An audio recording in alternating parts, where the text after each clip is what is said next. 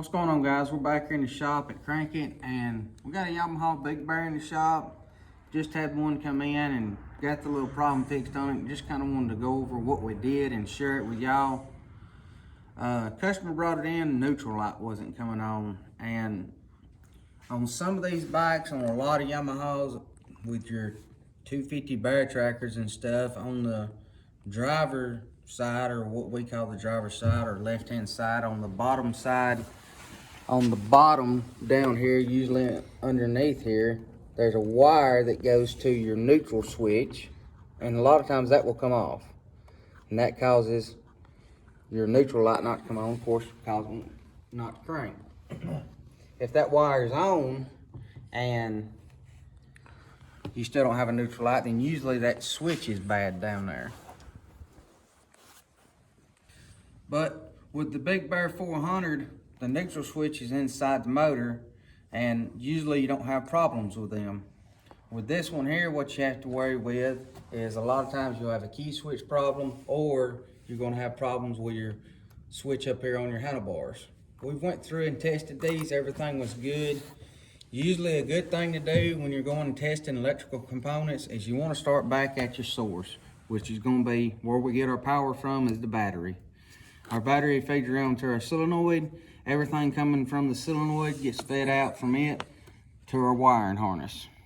Upon approaching our solenoid, I noticed that when this was plugged up, I seen that this was burnt in here. And I noticed with my testers that I had power coming in, but I didn't have no power coming out. So as you can tell, it's a little melted and stuff. Upon getting it out and everything, I realized that this here was indeed melted all to pieces, along with the solenoid itself, which you can see right here. These two were stuck together pretty bad and burn up, allowing power not to get to our harness. Now this is easily overlooked, because even for myself, a lot of times I go to the handlebar switch because that is a common issue on a lot of these bikes. So keep in mind when you're doing this to start back at the source of power and test it from your solenoid, because without power coming out of this, feeding the wiring harness, we're not getting power to anything. The easy way of checking this is with a test light. You can check this fuse right here. If this fuse is bad, you'll have a leg on it that is not going to light up, and if power's not getting through this, you're not going to be getting power to your plug here, which then again is not going to allow power to flow through to the rest of your harness. And of course, you can see that the leg on the other side of this is dead, and that leg is dead until you hit your start button. Now, you'll notice that these wires here are a different color than the wires in this.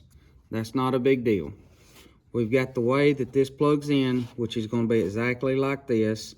You'll notice here on the far side, we have a red. This one's a blue. We connected our blue and black to our yellow, and our blue and white to our blue. Just remember how it goes in and how it locks, and connect your colors to the ones that it's supposed to line up with, and you won't have any problems.